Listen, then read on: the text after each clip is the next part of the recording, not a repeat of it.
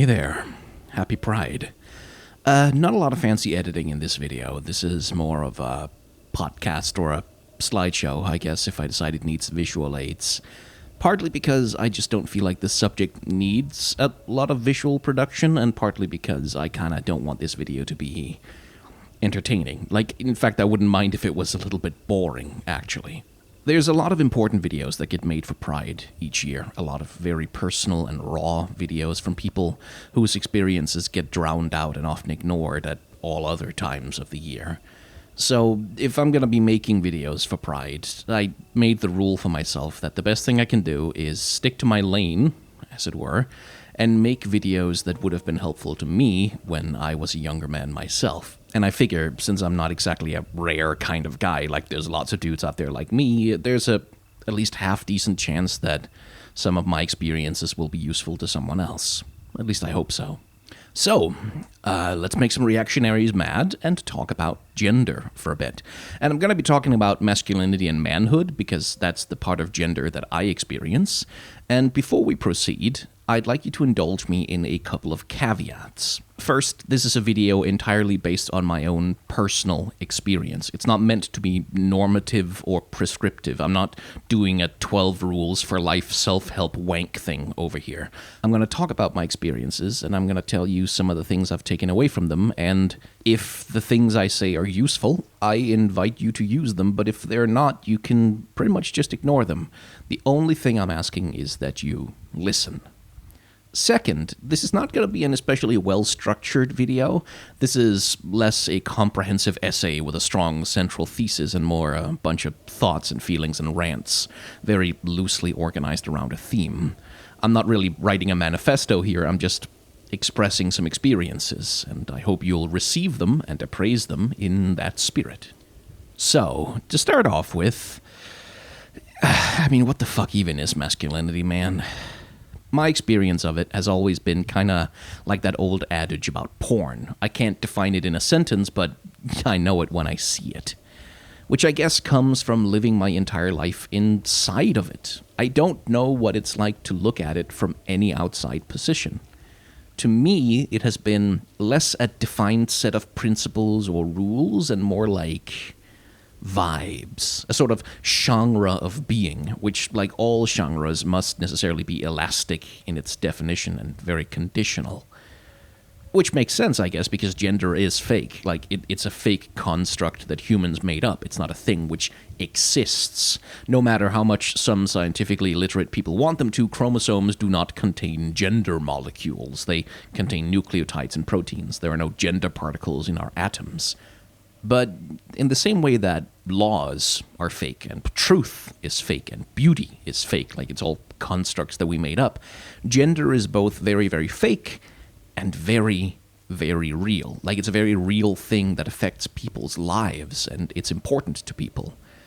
And because of that, it's also important, I think, to understand it, or to try to understand it, at least well enough that you can be at peace with it. And in my experience, a lot of men absolutely aren't. Like, we don't really exist in peace with our gender. We exist at war with it. I think I'm making this video because of a particular realization I had something like 10 years ago or so. I had been, noticing how trans people were becoming more and more visible, in the media and the world around me. I'd been reading their writing about what it's like to be them. And a little problem started happening in the back of my head that I wasn't really conscious of. Because, see, I could wrap my head around transgender women, right? I could wrap my head around, they're assigned to be men, and they don't want to be men. That causes them pain. If you force them to be this thing, it will hurt them. Therefore, they want to be a different thing instead. And I was like, oh, well, that sounds reasonable. Let's just let them be the other thing, because, then they're not in pain anymore. Seemed simple enough to understand. But for some reason, I couldn't understand trans men. And theoretically, the logic should be the same. They were assigned to be one thing. They don't want to be that thing. Being that thing causes them pain. Therefore, they want to be something else instead. But the thing that bothered me was that they wanted to be men. And I wasn't conscious of it at the time, but the hitch that my head kept getting caught on, the niggling problem in the back of my mind that made me feel like I didn't understand what trans men's deal was, the thought was, why would anybody want to be a man? Now, some of you out there in the audience might have sat up a little bit at what I just said, because, yeah, I agree, that is a very egg thing to say, but slump back in your chairs there, dolls. I'm sorry, this is not where we're going today. It is the sort of thought, though, that once you become conscious of it, it should probably lead to, some kind of serious self-reflection. Which, of course, it didn't for me, like, at least not for a long time. It was more of an unconscious blockage, like a thought that sat in the back of my head, making me just a little bit uncomfortable with trans masculine people. For all that I tried, I had this constant feeling, not a rational belief, and not even a conscious one, but this feeling that, they can't be telling the truth. Like, they must be lying. Because why would they want to be my gender? My gender sucks. Like, why would you want to be this? And to be clear, that's a form of transphobia. Like, my way of thinking back then was transphobic. I didn't want it to be, but it was. Like, that's just the fact of it. And eventually, after an embarrassingly long amount of time, I figured out that the thing that stumped me, the thing that bothered me, was that when I read the published work of trans male authors, or the posts of trans male people online about their experiences, about what it's like to be them, they spoke of joy, of euphoria, of a tremendous and affirming happiness that they derive from living in their gender. And that kind of blew my fucking mind, because my experience of masculinity hitherto had never included any of that. Like, to me, that's just not what masculinity was. In my head, those things weren't part of the category of, like, manhood, happiness, pleasure, joy. No. That's not the vibe. The vibe of being a man is like you're stoic, right? Like, you're stoic, and then you don't have feelings about, you don't have feelings about being a man. Like, you don't think about it. It doesn't matter to you. It's just, stuff just happens, and then you deal with it, and you're stoic, and then you're quietly satisfied that you did something. Like, that was what was going on in my head. It's like, no, that's not the right vibe. You're not happy. Joy is not manly. You don't enjoy being a man. You just do it because you have to. Like, being a man means you just deal with shit because you have to. Right? I have lived my entire life inside an experience of masculinity. And for the vast majority of my life, the vibe of masculinity to me, the way I learned to be a man, was through prohibition. My experience of masculinity was an intuitive sense, not of what a man is supposed to do, as much as what he is not supposed to do. Like, there are, like, certainly positive things, but mostly just don'ts. A lot of don'ts. Like, don't cry, for example. That's a well-known one. Everyone knows. Like, boys don't cry. We all know that one. Don't be vulnerable. That's not masculine. Don't be sensitive. Don't get your feelings hurt. Don't ask for help. Don't be a burden. Don't wear dresses or makeup because of reasons. Don't be vain. Don't care about decorating. Don't do ballet. Definitely, ballet is just like a no-no. Don't crochet. Don't enjoy media made for women. Like, definitely don't have a weak handshake or like a limp wrist. Definitely don't do those things. Don't enjoy cute aesthetics. Don't like pink too much. A little bit, maybe, like, but not too much.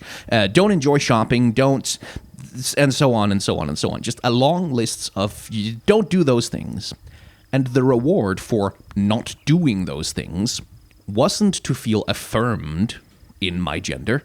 It was just to not feel insecure about it. Right? Like, that was sort of the best reward you could hope for. Is like, if you don't do all of the no-no things, then you won't feel painful insecurity about your manhood. That was sort of the reward. Which is why I didn't understand why trans men would want to be men. Because in my head, opting in to manhood meant enslaving yourself to this infinite list of restrictions. It meant a constant abridging of your freedom. And why would anyone want to do that? Being a man means you have to feel bad every time you do unmanly things, and there are so many unmanly things that are fun. Why would you want to enter into this willingly? I don't get it. Now, I had at that point started unpacking like the obvious toxic parts of my masculinity. Like I started unpacking misogyny and homophobia and my learned patriarchalism, and I had become a much happier person for unlearning those things and like starting that process. But I had never really reckoned with the concept of my own gender. Like on a fundamental level, I'd never questioned it. I'd never considered it as a thing that was available for consideration. And it wasn't until I was confronted by trans masculinity, essentially, by the, to me, hitherto absurd idea that being a man can be a desirable thing and not just an ambient status quo that isn't worth thinking about, that I finally had to ask myself what turned out to be a really important question. Am I a man?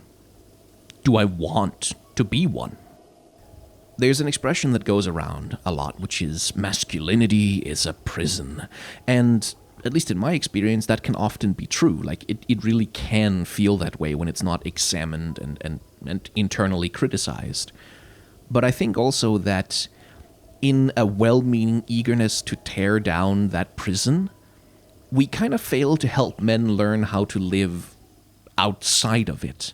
And instead of a prison, masculinity then becomes a form of agoraphobia. The walls are gone, but we stay inside the box because that's the space we know how to navigate. This is where we know how to be men. And so even though I knew rationally that being a man doesn't have to be defined by like patriarchy and toxic masculinity, I didn't really know how to define it instead of those things. I didn't know that you could have a masculinity that comes from joy, from happiness, that masculinity can be permission instead of prohibition. Because the answer to the question is yes, I am a man. I know that because that's what I feel like I am. When I consider myself, that is the lens through which I see me. I am he. I am him. Those words, I know, are true.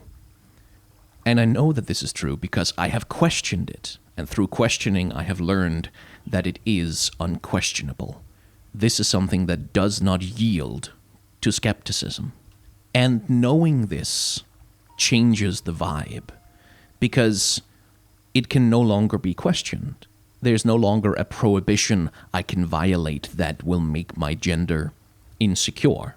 Like, in the eyes of others, certainly. Like, in the eyes of society, perhaps. But not for me. And since it's now up to me, since I get to make the choice, I get to decide what my masculinity is and what I want it to be, I would much rather have a masculinity that comes from joy, that comes from pleasure, from happiness, from feelings of affirmation and confidence. Like, that sounds way better. And I think, at least, that that's something which I have started the process of building for myself. And it's not done. Like, it might never be done. The process of constructing an identity is, like, eternal. And I'm not done unlearning bad habits either. But it's like, yeah, you know what? Like, this thing I'm doing now, boy, I like that a hell of a lot better. Like, for example, I like the simple hedonism of masculinity, like the ability to take pleasure in just profoundly dumb shit. Like, let me show you what I mean.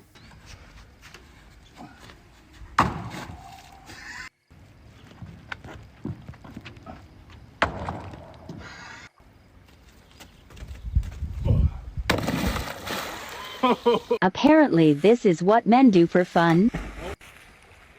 Here we go, yes.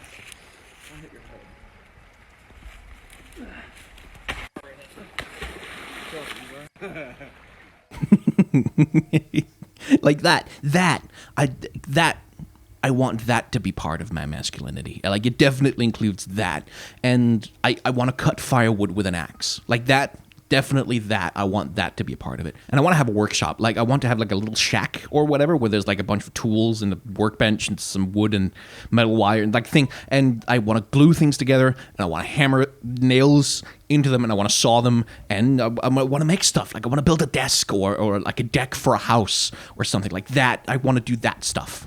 And like, yeah, absolutely, that's not exclusive to masculinity. I have met lesbians, please don't come at me, but those, like, there are things that I'm finding that give me joy, that make me, oh shit, like, that's the good shit that makes me happy to be who I am. And I want that to be a part of my version of masculinity.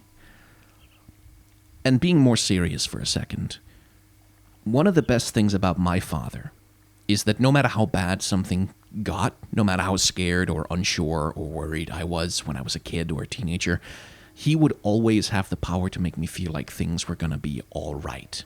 Like, not sort of, oh, nothing's wrong and everything's going to be fine kind of, but more like a confidence that we could fix this. Like, whatever is wrong, whatever problem there is, we'll figure something out. Like, we'll deal with it, there's a way to get through this, and we'll handle it together. He could always make me feel that way. And I want to be that. Like, when I think about what being a man means to me, I want to be a guy who can make people feel that way. If I can be that to my friends and to my family, then in my masculinity, I will find joy that would make me happy.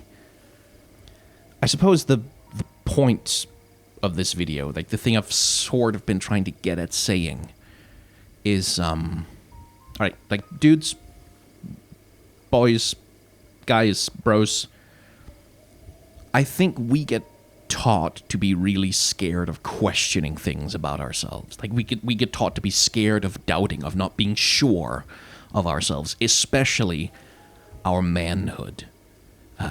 Like, if you question someone's manhood, like, the instant reaction you're supposed to have is aggression, right? Like, oh, fucking I'll kick your ass. Yeah. Like, that's kind of the vibe, right? And it's a little bit like, you know how sometimes people are really shitty to bisexuals? Like, oh, you're bi? Well, why don't you just admit you're actually gay? Like, that, I think we get that, but for gender.